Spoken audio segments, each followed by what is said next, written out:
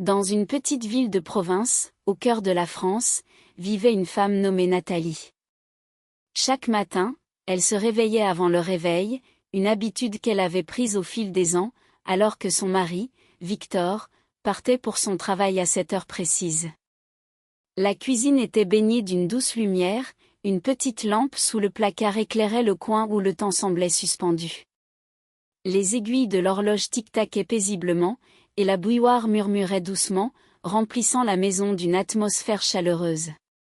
Nathalie aimait ces matins tranquilles. Elle profitait de ces 30 minutes de calme pour faire bouillir de l'eau, laver quelques assiettes, essuyer la table, puis préparer de la bouillie. Sa main se dirigeait instinctivement vers le bocal en verre rempli de flocons d'avoine, puis vers la salière aux trous étroits, et enfin vers la petite casserole à fond épais, qui avait survécu à 2 déménagements, à des rénovations et à de nombreuses discussions familiales. Victor ne sortait pas immédiatement de la chambre. D'abord, il feuilletait le journal, puis il ouvrait la porte et s'installait silencieusement à la table. Nathalie lui servait une tasse de thé fort, un morceau de sucre, quelques tranches de pain et un peu de miel dans une petite coupelle. Il aimait tremper le coin de son pain dans le miel, se remémorant comment son grand-père, à la campagne, faisait de même. Ces derniers temps, les souvenirs de son grand-père devenaient rares, souvent remplacés par des discussions sur les nouvelles, les prix qui augmentaient, et le ras-le-bol général. Le sucre a encore augmenté, dit Victor un matin, alors que tout commençait à changer. Dans les magasins, c'est du vol, et tu continues à ramener des courses. Je ne fais pas d'argent avec une imprimante.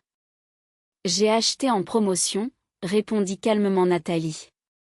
C'était une bonne affaire. Toujours en promotion, mais au final, nos poches sont vides, ricana-t-il. J'ai compté combien on dépense en nourriture chaque mois, et avec un seul salaire, c'est compliqué. Nathalie ne répliqua pas. Elle savait que lorsque quelqu'un accumule de la frustration, il vaut mieux que cela sorte par des mots. C'était plus sûr que le silence. Elle déposa une assiette de bouillie sur la table, une assiette avec une pomme coupée, puis s'assit en face de lui, ajustant la serviette sur le dossier de sa chaise. Victor prit une cuillère, d'une voix forte, déclara « À partir de ce jour, tu te nourris avec tes propres produits. Finis de vivre à mes dépens. » Ces mots résonnaient dans la cuisine exiguë, comme s'il s'adressait à une assemblée plutôt qu'à la femme avec qui il avait partagé plus de 20 ans de sa vie. Dans sa voix, il y avait une victoire sans raison. Nathalie observa ses mains, marquées par des veines bleues et une éraflure sur une articulation. Il avait laissé tomber un outil au travail la veille. Ses mains, qui sentaient le fer et l'huile, avaient autrefois aidé à tirer les rideaux, à porter des sacs de pommes de terre, à porter leur fille, Xucha, sur ses épaules. Cette pensée réchauffa un peu son cœur. Elle ne se précipita pas pour répondre. « D'accord, dit-elle calmement. Que cela soit ainsi. » Victor se figea, s'attendant à une dispute, à des larmes. Une longue habitude lui avait soufflé qu'il y aurait des « et moi » ou des « que fais-tu » Mais rien de tout cela ne vint. Nathalie se leva, lui versa un peu plus de thé, et rapprocha la pomme de sa main, comme elle le faisait toujours. Son visage était impassible, sans rancœur ni fierté, comme s'il avait simplement annoncé un changement de temps. Après le petit déjeuner, elle réorganisa les bocaux dans le réfrigérateur selon sa convenance et colla discrètement 2 rectangles de papier sur la paroi intérieure. Sur l'un, elle écrivit « Nathalie » et sur l'autre, « Victor ». Ces petits papiers ne représentaient aucune menace. Ils étaient aussi simples que des étiquettes d'enfants. Mais chaque fois que Victor ouvrait le réfrigérateur, ses yeux tombaient sur cette séparation qu'il avait lui-même instaurée. La première semaine se déroula sans heurts. Nathalie achetait quelques produits pour elle, du sarrasin, du fromage blanc, des pommes, parfois un morceau de poitrine de poulet. Cela suffisait pour 2 dîners. De temps en temps, elle préparait des galettes de courgettes si le marché proposait des prix intéressants. Victor, lui, rentrait fatigué, plongeait dans son propre bocal, se contentant de ce qu'il avait acheté, des saucisses, du pain, des cornichons pris en passant au magasin.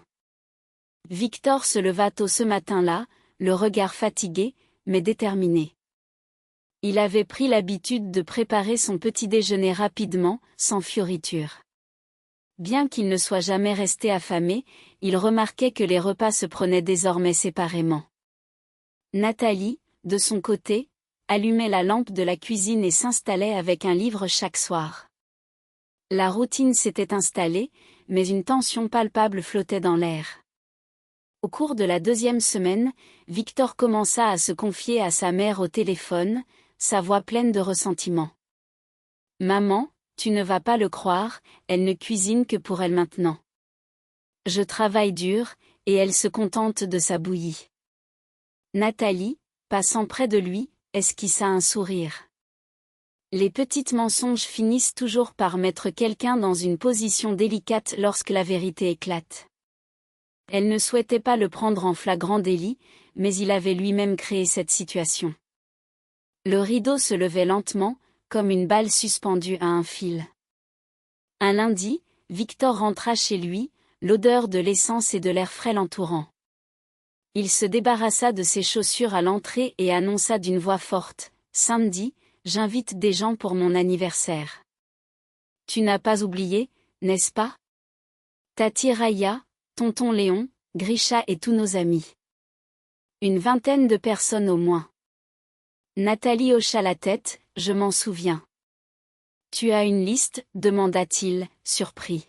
« Quelle liste ? » ?»« Celle des courses, » répondit-elle calmement. « Qu'est-ce qu'il faut acheter et avec quel budget ? » ?»« Nous avons des courses séparées maintenant. Je prends les miennes, tu prends les tiennes, et pour tes invités, c'est ton budget. » Victor se mit à jongler d'un pied sur l'autre, visiblement mal à l'aise. « Quoi ? Je vais juste prendre des pommes de terre, un peu de viande, et tu feras une salade. Tu sais faire ça rapidement. » « Je peux le faire, » acquiesça Nathalie. « Mais je ne peux utiliser que les produits que j'achète avec mon argent. Pour tes invités, il faut l'acheter séparément. Écrivons ce qu'il faut. » Ils s'assirent à la table, et Nathalie sortit un carnet, y notant soigneusement, salade olivier, saucisses, pommes de terre, œufs, petits pois, concombres, mayonnaise, hareng sous un manteau de fourrure, betteraves, carottes, oignons, épices, et pour le plat principal, 3 kilos de viande. « Ça fait beaucoup, » murmura Victor en se grattant le nez. « On peut simplifier, » proposa-t-elle. « Par exemple, on pourrait faire un seul plat chaud et réduire les hors-d'œuvre, ça coûtera 2 fois moins cher. »« Et sans salade ?» demanda-t-il, sceptique. « Les gens sont habitués, » confirma Nathalie. « Choisis. C'est ta fête, ton budget. » Il se dirigea vers la commode, sortit son portefeuille et commença à compter. Après un moment, il dit, « Très bien, j'irai au marché. Je sais où c'est moins cher. »« Parfait, » acquiesça Nathalie. « Je vais te faire une liste des endroits où la qualité est meilleure. » Elle n'avait aucune intention de le rabaisser, ni de se venger. Elle agissait simplement comme il l'avait proposé, sans ambiguïté. Ce qui en résulterait, le samedi le déciderait. Le vendredi, Victor rentra plus tard que d'habitude, portant un sac de courses. Sur la table, il déballa 2 baguettes, 1 kilo de saucisses, un pot de mayonnaise, des concombres abîmés en promotion, et un poulet dont l'étiquette masquait une partie de la date. « Tu as acheté autre chose ?» demanda doucement Nathalie. « Je n'ai plus d'argent, » répondit-il sèchement. « Ça ira. On n'est pas au restaurant. »« Pas au restaurant ?» acquiesça-t-elle. Elle se mit à laver les concombres, en mettant une partie dans un bol d'eau froide. L'odeur du poulet était étrange. Nathalie plissa le nez. Victor croisa son regard et grogna. « Il est normal. Lave-le et mets-le au four. »« Tu sais, » dit Nathalie, « faisons un autre plat chaud. Tu as acheté des saucisses. » Il y a des pommes de terre à la maison. Les saucisses avec des pommes de terre, c'est aussi un plat chaud. Des saucisses pour un anniversaire, s'étonna Théil. C'est ce que tu as acheté, lui rappela Théel. Il haussait les épaules, comme s'il voulait chasser une pensée inconfortable. Le samedi matin, Nathalie se mit à nettoyer le sol, à épousseter, et à sortir une nappe propre. Elle aimait l'ordre. Cela lui permettait de respirer plus facilement dans une pièce propre. Dans la matinée, elle appela sa belle-sœur, Taïsia. « À quelle heure arrivez-vous » demanda-t-elle. « Vers 17 heures, comme d'habitude » chantonna Taïsia. « Oh, Nathalie, ne te prends pas trop la tête. »« D'accord » répondit Nathalie, sans que sa voix ne trahisse son inquiétude. Le samedi, à 2 heures de l'après-midi, la table était soigneusement dressée. Des assiettes et des fourchettes brillaient sous la lumière du soleil, tandis que 3 saladiers remplis de concombres tranchés, d'oignons verts et de radis apportaient une touche de couleur. Nathalie avait acheté ses légumes pour la semaine et avait décidé de ne pas les ranger. Elle les laissait là, comme une décoration. Cependant, elle n'avait pas mélangé les salades avec de la mayonnaise, elles restaient simplement des bols de légumes frais. Le pain était découpé, et les saucisses attendaient d'être mises au four. De plus, elle avait sorti 3 petites assiettes de ses réserves, contenant des cornichons faits maison. D'habitude, elle préparait tout elle-même, mais cette fois-ci, elle avait pris soin de ne pas trop en faire, en gardant un œil sur son propre espace dans le réfrigérateur. Le fils de la sœur de Victor devait apporter le gâteau, et la tante Raya avait promis d'apporter du hareng. C'était tout ce qu'ils avaient prévu. Victor, quant à lui, s'agitait depuis le matin, comme si les plats allaient se préparer d'eux-mêmes sous l'effet de sa nervosité. Il se montrait impatient, jetant des coups d'œil dans les casseroles, piquant des cuillères dans les bols, désireux de dire quelque chose, mais se heurtant toujours au regard impassible de Nathalie. Il n'y avait pas de colère dans ses yeux, et les mots restaient bloqués dans sa gorge. Les premiers invités arrivèrent avec des éclats de voix joyeuses. Tante Raya, coiffée d'un foulard coloré, portait un hareng sur une assiette en papier. On entendit la phrase familière de l'oncle Léon, « Où puis-je me laver les mains ?» Le neveu Grégoire entra avec sa veste ouverte, les mains vides, car il se sentait chez lui. Taïsia, la belle-sœur de Nathalie, fut la dernière à entrer, vêtue d'une blouse en soie, affichant un air de maîtresse de maison, comme si elle devait tout expliquer. Alors, le héros du jour, lança l'oncle Léon avec un sourire. « Quel âge as-tu maintenant » demanda-t-il. « Beaucoup » répondit Victor avec un rictus. Mais son sourire manquait de la confiance habituelle. Ils passèrent dans le salon, embrassèrent Nathalie sur la joue, lui tendirent un sachet de bonbons, puis se dirigèrent vers la cuisine pour voir ce qu'il y avait à manger. Là, un silence s'installa, celui qu'on entend quand une pièce de monnaie tombe sur le carrelage. Sur l'étagère du réfrigérateur, 2 étiquettes bien ordonnées pendaient, Nathalie et Victor. Sous le nom de Victor, se trouvait un pot de mayonnaise ouvert, 2 œufs et un pain tranché. Dans le compartiment à légumes, un sac de concombres déjà flétri, datant de la veille, se blottissait contre un radis. Sur la tablette supérieure, sous une boîte en plastique, 3 contenants soigneusement étiquetés, Nathalie, étaient alignés. Déjeuner pour lundi, mardi, mercredi, indiquait l'un d'eux, contenant du chou braisé et quelques boulettes de viande qu'elle avait préparées pour la semaine. Taïsia s'empara immédiatement d'un des contenants, mais sa main s'arrêta sur l'étiquette. Elle lut à voix haute, comme si elle voyait les lettres pour la première fois, Nathalie. Déjeuner. Ne pas toucher. L'oncle Léon, par réflexe, souleva les couvercles des casseroles, mais il ne trouva rien. Sur la cuisinière, seule une grande poêle crépitait avec les saucisses. Sur la table, des concombres tranchés, des herbes et du pain attendaient. Le hareng de tante Raya était devenu le plat principal. « C'est tout » demanda Taïsia, en regardant son frère. « Et que t'attendais-tu » répondit Victor. Nathalie entra dans la cuisine, s'essuya les mains sur un torchon et sourit. Victor a établi un budget séparé. J'ai préparé ce qu'il a acheté pour les invités. Il a pris des saucisses, du pain et des concombres. Le hareng est pour vous. Merci beaucoup. Taïsia avait l'air de ne pas avoir entendu, son regard était fixé sur Nathalie, comme si elle n'avait retenu qu'une seule phrase, celle qui commandait. Nathalie, ce n'est pas très sérieux. Les gens sont venus pour une fête. C'est un anniversaire, répondit calmement Nathalie. C'est sérieux. Vivre selon ses propres règles, ajouta-t-elle. Victor a voulu cela. J'ai obéi. J'ai mes propres produits. Les voilà, étiquetés. Je les prépare pour mes invités. Si quelque chose manque, nous irons acheter ensemble. Le magasin est à côté. Victor se tenait près de la porte, rouge comme une betterave, et l'assurance qui l'animait avait disparu en un instant. Tante Raya s'affairait, déplaçant son hareng sur le plat central. L'oncle Léon émit un léger grognement, mais ne dit rien. Grégoire, qui avait l'habitude de manger plus que les autres, regardait les saucisses comme si elles venaient d'une autre planète. Victor, appela Taïsia, va au magasin, prends de la viande.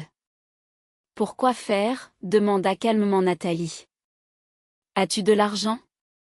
Je ne prends pas le mien. Vous avez dit que c'était séparé. Moi, j'ai prévu pour la semaine.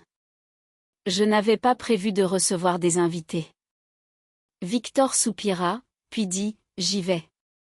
Il sortit et revint environ 40 minutes plus tard, visiblement fatigué.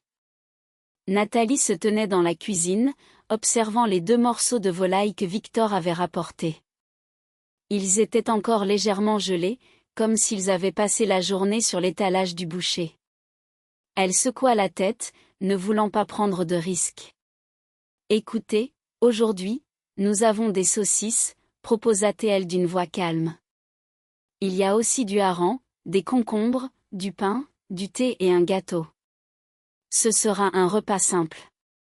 Si quelqu'un a besoin de plus, il y a une brasserie juste à côté. Nous pourrons acheter un plat chaud pour chacun, mais ce sera assez frais. C'est juste. Quoi? S'exclama Taïsia, visiblement choquée. Je n'ai jamais vu un tel affront. Ce n'est pas un affront, répondit Nathalie avec assurance. C'est vivre selon les mots que vous avez prononcés. Vous avez voulu une séparation, et la voilà. Je ne rabaisse personne, je ne cache rien. Je ne dépense simplement pas mon argent pour ce que vous considérez comme acquis.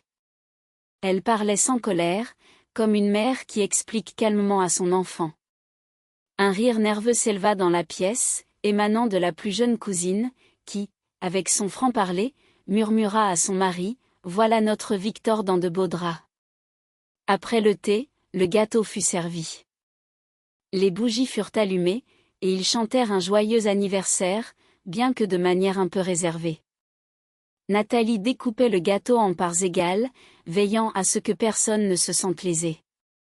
Les conversations autour de la table glissaient rapidement, comme des enfants sur une pente, dérivant vers des sujets banals. Les invités, réalisant qu'il n'y aurait pas de festin extravagant, commencèrent à discuter de la météo, des prix, et des enfants. Ah, c'était mieux avant, soupira quelqu'un. Mais personne ne répondit. Après le gâteau, les gens commencèrent à se lever. Tante Raya, en partant, se pencha vers Nathalie. Tu as bien fait. Un homme doit comprendre que les mots ne sont pas des jouets. Je n'éduque personne, rétorqua Nathalie. Je vis simplement selon ses règles. Lorsque la porte se ferma derrière le dernier invité, l'appartement retrouva enfin le silence. Victor se tenait dans le couloir, adossé à l'armoire. Il ne semblait pas choqué, mais plutôt fatigué et un peu vide. « Tu m'as vraiment humilié, dit-il, sans la regarder dans les yeux. « Non, répondit calmement Nathalie. Je n'ai pointé personne du doigt, je n'ai pas crié, je n'ai rien dit de superflu. Je n'ai rien fait pour que quelqu'un ait l'air moins bien. Je n'ai simplement pas fait l'extra pour ceux qui pensent que tout leur est dû. La famille. Commença-t-il. La famille n'est pas une comptabilité, coupa Nathalie en posant sa main sur la table. Les proches prennent leurs responsabilités. Si quelqu'un avait dit aujourd'hui, nous allons acheter nous-mêmes, je serais allé avec lui pour aider. Mais personne ne l'a dit. Et c'est aussi une réponse. Victor baissa les yeux, ses épaules semblant s'affaisser. Nathalie sortit du couloir comme un courant d'air et ferma la porte derrière elle. Il se dirigea vers la cuisine, observa les assiettes, ouvrit le robinet et commença à laver la vaisselle. Il le faisait maladroitement, faisant plus de bruit que nécessaire. L'eau éclaboussait, il laissait tomber des cuillères, frottait les côtés des assiettes comme si elle l'avait offensé. Nathalie se tenait à côté de lui, ajustant la température de l'eau, éloignant le séchoir du bord pour éviter que quoi que ce soit ne tombe. Il ne disait rien, lavant, essuyant, rangeant. Pour la première fois depuis longtemps, ils faisaient quelque chose ensemble sans reproche ni ordre. Le soir venu, Victor s'assit sur une chaise dans le salon et parla doucement. J'ai réfléchi. J'ai dit une bêtise. Je n'ai pas réfléchi. Je pensais que je te ferais honte. Tu n'as pas de raison d'avoir honte. Tu as porté tout cela sur tes épaules pendant des années. J'ai pensé que c'était comme ça que ça devait être. Ce n'est pas toujours le cas, répondit Nathalie. Nous sommes tous les deux adultes. Chacun a sa dignité. Quand quelqu'un dit quelque chose d'important, il doit penser à ce qu'il fera avec ces mots le lendemain. Demain, j'irai au magasin, annonça-t-il, comme s'il faisait une promesse à quelqu'un d'autre. J'achèterai tout ce que tu dis, et j'essaierai de ne pas économiser là où il ne faut pas. Je me suis trompée. Je ne demande pas de mots, répondit Nathalie en hochant la tête. J'attends des actes. Mais merci d'avoir dit cela. Le lendemain matin, il se leva tôt et revint avec des sacs. Dans ces sacs, il n'y avait rien d'inattendu. Tout était sur la liste, de la viande pour la soupe, du poisson, du fromage blanc, des céréales de qualité, des légumes. Nathalie, en silence, triait les courses, rangeant une partie au réfrigérateur et l'autre au congélateur, satisfaite de ce changement. Le parfum du bouillon flottait dans l'air. La maison était emplie d'une odeur familière, celle d'une cuisine ordinaire, où se préparait une soupe pour le lendemain, de la bouillie pour le surlendemain, et un gâteau qu'ils partageraient le soir, car il était agréable de le déguster avec une tasse de thé. Victor, avec soin, répartit l'argent de la semaine dans ses poches. Les cartes bancaires ne lui plaisaient pas, il préférait le liquide. Il écrivit méticuleusement une liste, viande pour mardi, lait pour jeudi, légumes pour samedi, et la fixa sur le réfrigérateur. Nathalie ne dit rien. Quand un adulte prend des initiatives, il n'est pas nécessaire de le guider avec une baguette. Dans l'après-midi, elle reçut un appel de Taï. Nathalie, tu nous as vraiment surprises hier, mais peut-être que j'ai réagi trop vite, dit Taï, sa voix trahissant une certaine hésitation. Victor est en partie responsable. Il grogne comme un chat. Il veut que les autres fassent à sa place, et ensuite il remercie, si jamais il s'en souvient. Je suis désolée si je t'ai blessé. Je ne suis pas blessée, répondit Nathalie. Chacun a sa propre vie et ses leçons à apprendre. Pourquoi ne viendrais-tu pas ce week-end avec de la viande? Nous pourrions nous retrouver tous les trois, sans chahut. D'accord, je viendrai, répondit Taï. Mais sans faire de bruit. Elle raccrocha, réalisant que c'était une petite victoire, mais une victoire tout de même. Quand le silence s'installe à l'intérieur des gens, ils entendent mieux les autres. La famille avait pris du recul pendant un certain temps. À chaque appel, les échanges étaient brefs, sans les anciennes plaisanteries. Comment ça va? La santé? En quoi puis-je t'aider? Parfois, cela semblait étrange, mais cela devint bientôt habituel. Léon apporta quelquefois des pommes de terre du village, et tante Raya, de la crème fraîche faite maison. Taï avait préparé un gâteau et s'était assise à la table tranquillement, sans le regard habituel de surveillance. Un soir, Victor rentra avec une petite enveloppe. « Qu'est-ce que c'est » demanda Nathalie. « Un bon cadeau pour un magasin de vaisselle. J'ai reçu une prime. Choisissons une nouvelle casserole, la plus grande pour le borsch. » Nathalie sourit. Parfois, le bonheur ne vient pas avec des feux d'artifice, mais avec une casserole à parois épaisses. « Allons-y, dit-elle. Mais nous choisirons ensemble, et nous ferons cela à deux. » En marchant, Victor s'arrêta devant la vitrine d'un magasin de bricolage et observa son reflet. À ses côtés, elle portait un manteau clair avec une écharpe soignée. Ce n'était pas une petite amie, ni une épouse, mais une femme qui lui avait appris la simplicité. Pas avec des mots, mais avec des actes. Il avait appris à choisir ses mots. D'abord des mots bruyants, puis ceux qui comptaient. Les superflus avaient disparu. Un soir, l'oncle Léon appela et demanda « Peut-on venir chez vous dimanche ?»« Juste nous deux, pas une foule. J'apporterai du hareng, Raya, un gâteau. Nous paierons pour les courses. Ne t'inquiète pas, juste pour passer un moment ensemble. » « Entrez, » répondit Victor. « Mais honnêtement, nous ne voulons plus de tout à la fois. »« D'accord, » acquiesça Léon. Le dimanche, ils se retrouvèrent à 4, discutant de la pêche, des travaux à faire, des enfants. Personne ne fouillait dans les casseroles des autres, personne ne plaisantait aux dépens d'autrui, personne ne comptait les dépenses des autres. Après le départ des invités, la maison ne semblait pas lourde. Il ne restait que des tasses avec des bords sucrés et une nappe propre. Ce soir-là, ils restèrent longtemps sur le balcon, débattant de quel samovar était le meilleur, électrique ou traditionnel. Ils riaient de l'incident où ils avaient renversé une salade sur la nappe. Tout était à portée de main. Il n'y avait pas besoin de preuves ni de mots superflus. La vie n'était pas devenue un conte de fées, elle était devenue compréhensible. Victor ne ramenait plus de foule sans prévenir et ne se vantait plus du travail des autres. La famille avait cessé de considérer les mains de Nathalie comme une ressource commune. Dans le réfrigérateur, il n'y avait plus de notes, mais chacun avait trouvé dans sa tête des étagères où il était clairement écrit « Mon, notre ». Et au-dessus de toutes les étagères, une simple étiquette « Respect ». À la fin de l'été, Nathalie sortit de son tiroir de vieilles photos et proposa à Victor de créer un nouvel album. Ils y collèrent une photo de ce jour d'anniversaire.